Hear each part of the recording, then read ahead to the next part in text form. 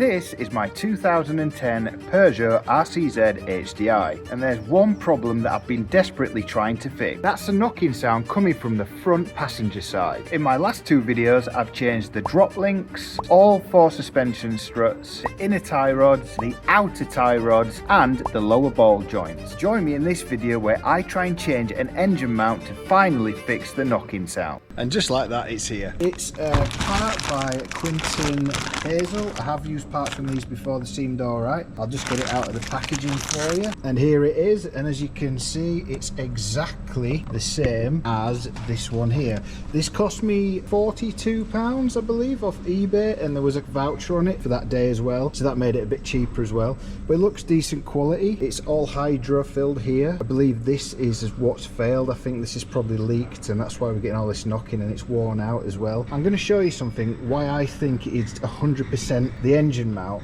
just by doing a simple test. And I wish I knew I could have done this before to diagnose this, but I'm going to show you how to do it now. So all I'm going to do is rotate the wheels forwards and backwards, and I want you to watch this side compared to that side.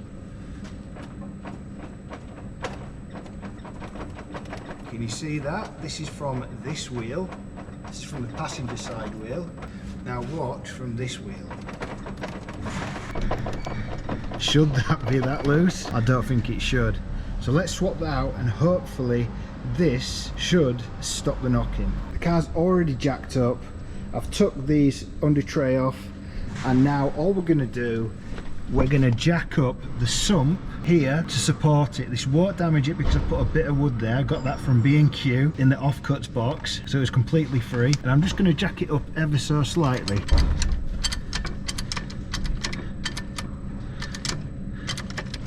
So now that is just supporting the engine. Now the first problem I've noticed is these bolts here, which are T50s, there's two at the back here, if you can see there, there's one there and one there, and then there's one here as well, and there's one right at the back, so this is going to be really tight to get this off. But I think I'm going to take the engine cover off and see how much space I can make around here, because these four bolts here are really easy to get to. So I'm now going to figure out how to make some space here. So I've figured out how to get access to this.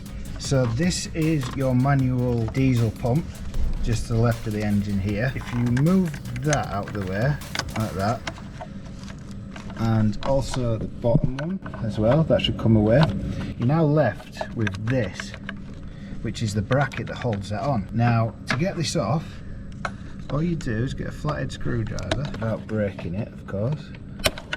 Oh. And then you just slide it off like that, and then you have access now to all of the bolts. So I'm going to spray these up with WD-40, and I'm going to do the same on this side as well, and then we're going to attempt to get these out now that we've got access. So when doing this, you want to use a long extension, and there's a total of 8 bolts you need to remove. There's 4 on the engine side and 4 on the chassis side. Once you've loosened them all and you can get to them, pull them out by hand, but if you can't, use a magnet, or like I did, some mold grips.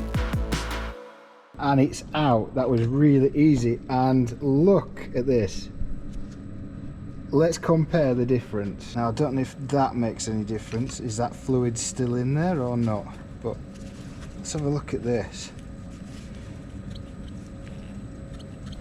Should that move that much? That looks pretty worn to me, and it's starting to see the splitting at the bottom there. But let's see what the other one's like. Oh, oh yeah, this is a lot tighter. It does move, but this is a lot more solid. Yeah, I think it could be the engine mount was literally so loose it was allowing the engine to knock against the chassis, but that is so much more solid.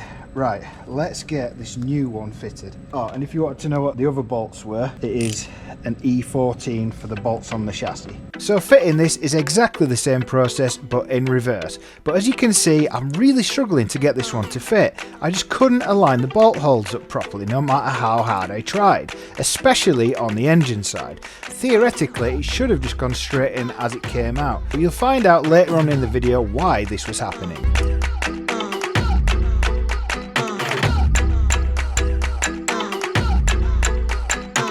all in, but I don't think this part is the best made because I could not for the life in me get the bolt down there to seat properly. It felt like it was going to snap. I put it down as far as I could. I couldn't line the hole up. I pushed this across to pull it away a bit. It was just touching here and there's nothing you can do about it. I think this part is just slightly too big in this section and it's stopping me get this bolt all the way down. I tightened it as much as I dare, but the washer's still spinning. So maybe don't use this part. I'm sure that with these bolts really tight, which they are, it's gonna hold no problem, but this is probably threaded inside, but I had no option. This is the thing when you buy parts off the internet, you don't know till they arrive. You can't go to your local shop and exchange them, but I'm still happy that's gonna be solid. And if we rock the wheel now, that's a lot more solid compared to what it was like before. It's all done. I'm going to put everything back now how it was, and then we're going to go and take it for a test drive and see if that horrible knocking noise has gone. Before I do that, I'm just fitting the diesel pump holder and now we should be ready to go. So the moment of truth, will this engine mount stop my knocking? Here we go.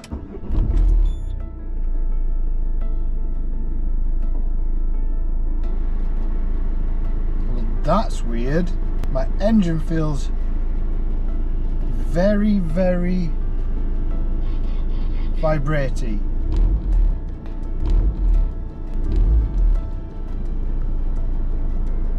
Okay, maybe that's just because it's a bit harder. I don't know. Anyway.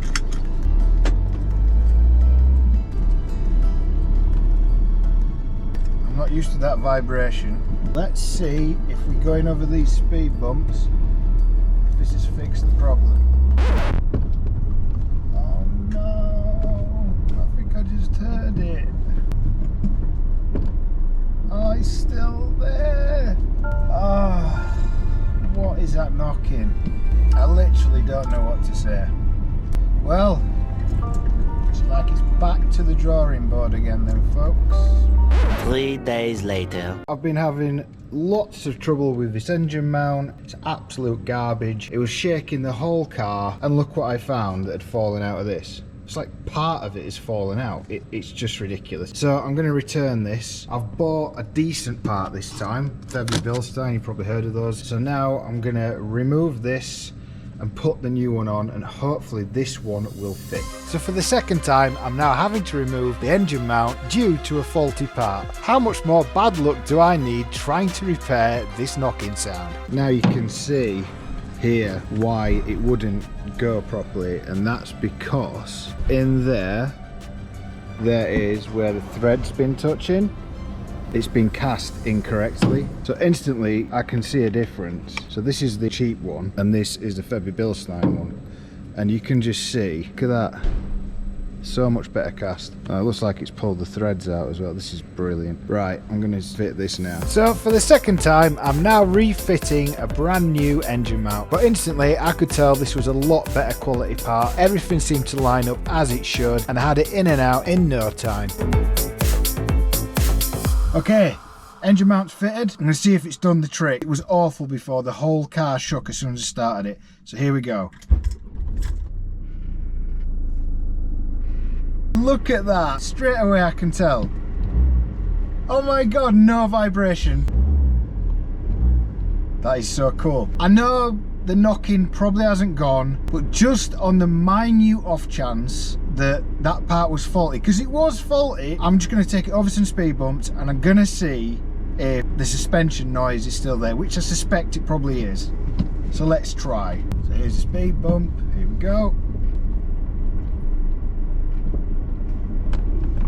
Hang on a bloody minute. Oh my god. It might have actually gone. Hang on.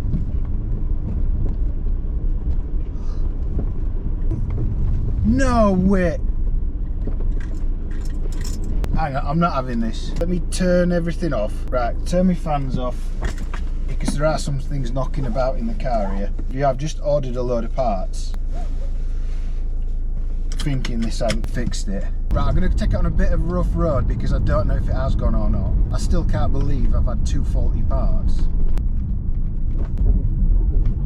The knock still hasn't gone, so I'm now going to change the lower arms. It's connected here with a T50 and a 21. Same again here, T50, 21. Then we've got to crack the ball joint off here as well. I've got a tool for that, so I'm going to try and get this off. I think I'm going to take these off first, so it gives me a bit of manoeuvrability, and I might be able to get it off the bottom ball joint without having to take the whole hub off. So let's give that a go and see how it goes. To get to the T50s, use an extension bar and undo the 21mm nut either side. Next, remove the hub nut pin and nut cover. Next, put a screwdriver in the disc to stop it spinning and remove the hub nut, which is a 38mm. These can get quite dirty, so make sure you clean the thread so the nut comes off nicely. Next, undo the ball joint, then use a ball joint splitting tool to remove the hub from the lower arm. Then remove the drive shaft from the hub. I wanted to stop it at this point to show you how much of a pain in the ass this job is. So to get that bottom bolt out, you have to take the top caliper bolt out, and this thing is so heavy. Trying to get this drive shaft out was a pain, and a little bit of gearbox oil fell out at the bottom because obviously it pulled out a little bit. Can't be helped. But I've zip tied it out of the way so I can get a socket on there, because obviously that bolt is in the way of the drive shaft. Kept that on because I don't want to start messing about with my alignment. I'm now going to attack this side, get that bolt out. Obviously this is already out, so I'm now going to take this out. Remove the T50 from the other side and then undo the 21mm bolt, and then the arm should just slide out. So I've got it out, and I'm glad I'm changing this, because look at this. This is really broken. Could this have been the knocking? Who knows? But that is really badly split just in there. So it was a pain to do, but I'm going to put the new one in. So these are the part numbers: 174770 and 174769. One must be left, one must be right. I'll get them out and figure out which is which, and then we'll try it and fit it. There's a slight curve going up, and there is on this one as well. If you line them up like this, they should curve together up. So this is the one from the 770. So I think this one goes there because there's a bend here and they taper up. Can you see that tapers up? And so does this one. So 770 is near side or left, and that's what I'm going to do now. Once you've slid the new arm in, everything is exactly the same, just in reverse. One thing I wish I'd done was to remove the caliper, because it would have made the hub so much lighter to manoeuvre. I forced a new lower arm down with a lever bar and then used the jack just to pop the ball joint into the hole. I then tightened up the shock absorber bolts, tightened up the lower ball joint, and tightened up the remaining lower arm bolts. Finally, I tightened the hub nut before then fitting the protective cover and sliding in the pin.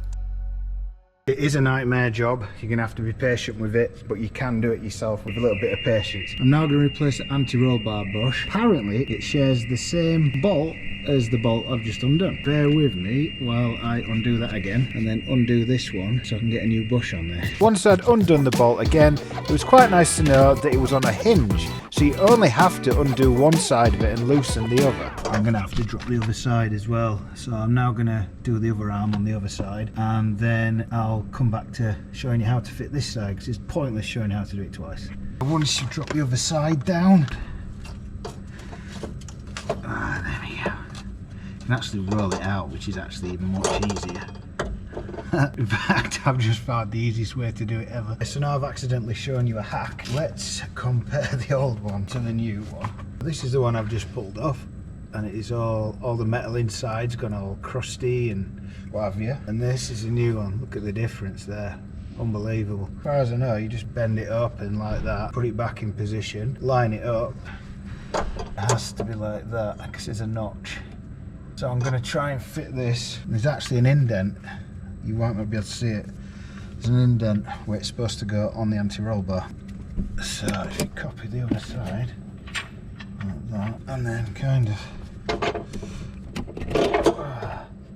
like that. Okay, so that's it all in. I couldn't really show you much, but it's literally drop both sides down, clamp it together, align the grooves, put it back up. And you've got to do it really anyway when you change the lower arm, so you might as well buy them at the same time. And buy new ball joints as well, because these are new on mine. But unfortunately, there's a tiny split in that, because when I'm using the ball joint breaker, it split the rubber, and it's done the same on the other side. So that will be another job for another day. As long as I do it before the next MOT, we should be good. Right, I'm going to go and finish the other side. A few moments later. Okay, so there you have it. Brand new arm fitted. It took me about 5 hours, but you know what? I've never done this before, and you just got to be patient and just persist. I'm going to put all the wheels back on, and then I'm going to take it for a test drive and see if she knocks anymore. I suspect she probably will, because the more and more I drive this car, I keep thinking it's the gearbox mount, but we'll see. Tomorrow. So you join me the next morning. Has my lower arms fixed my issue? I'm about to go onto that bit of road that causes the problem. I'm highly doubtful, but let's give it a go. Now, that leaves maybe two things. I must say the steering's a lot nicer. The only thing left it can be is the gearbox mount and the rear mount. So what I'm going to do, I'm going to order those, and then I'm going to try and fit those, and we'll see if that fixes it. This is turning into a bloody nightmare. At least you know how to rebuild the full suspension on an RCZ now. Day 3. I've gone on eBay and I've got some quality engine mounts, so I thought I might as well stick with Febby Bilstein. So the first one is on the back of the engine under the car. Came in this box, and here it is out of the packaging. Now these are often called dog leg mounts, and this is because of the shape of it. As you can see, it kind of looks like a dog leg. And if you're wondering what the part number is, it's just here, and this is for the HDI.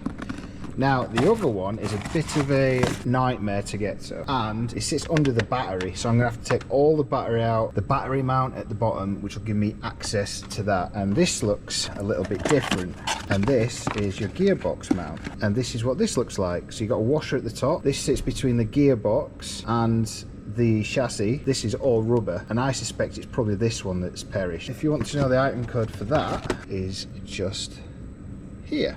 I think I'm going to do the one under the car first, because that's probably the most difficult to do. So I've took the engine tray off, got the car up in the air. I'm going to take you under the car now. I'm going to show you what this looks like. This is the gearbox, and I've supported it with a jack. Now this is the mount. As you can see, it's held in here by two 13mm bolts, one out this side and one out of this side here, and then we should be able to slide it out. So removing the bolts was the easy bit. They slid straight out, but then I soon ran into a problem. Now the problem you're faced with once you've removed those bolts is the space isn't very big to get it out, so I've come up with a hack to get this out. If you jack the front of the engine up so it tilts it that way, it then increases the gap here, which then allows you to slide this out like that, and then I can slide the new one in. So that's in. You can see the gap is large, but watch what happens when I undo the jack. That then slides the gap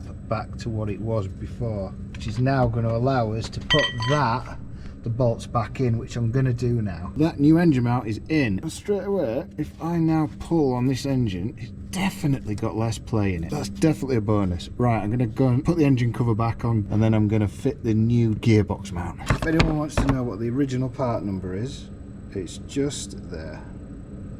First, remove the red terminal box, undo some clips and move the top of the cover away. Remove the terminals, remove the 14mm bolt and pull the battery away. Remove the two bolts holding in the lower part of the battery cover, which leaves you with the tricky bolts to remove for the lower part of the battery tray. You've got 1, 2, 3 bolts here, then you've got a T30 just there, but you still won't come out, and I think it's because there's a bolt hidden right there. And to get to that bolt, you've got to go under the arch lining. Why they put it there, I have absolutely no idea. There she is. That is the culprit I think is causing me all the knocking noises. I could be wrong, of course. The only thing remaining is the steering rack, but I'm going to give this a go and see what happens. With the gearbox supported with a jack from below, remove 3 times bolts and simply remove it from the top. Refitting is exactly the same way, just in reverse.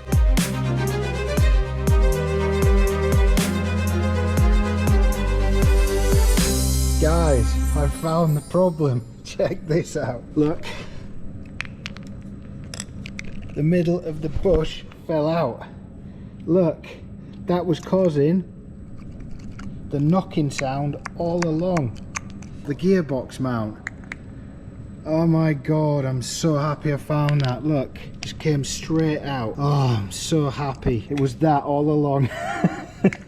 And I've replaced all my suspension because of this one part. But this car feels so much better now. Anyway, let's get back with putting everything back together again.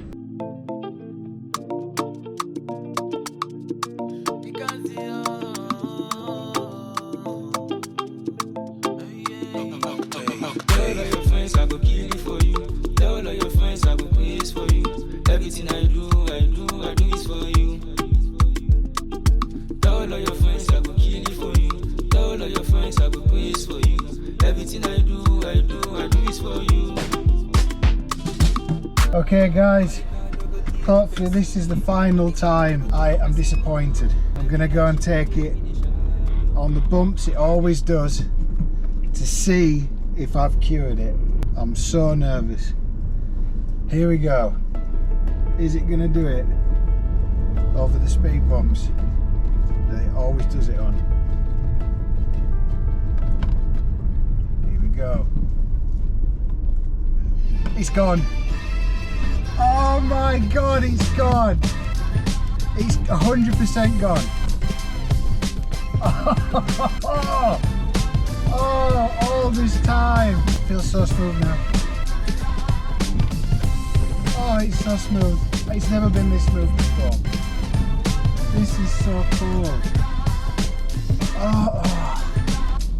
After changing all the suspension, literally every suspension component, I finally got to the bottom of it. It was a bloody engine mount after all that. Oh my god. I've never worked on a car so hard. Well, if that isn't a subscribe, I don't know what is. Thanks ever so much for watching. Please don't forget to like and comment and share with your friends. And I'll see you on the next one.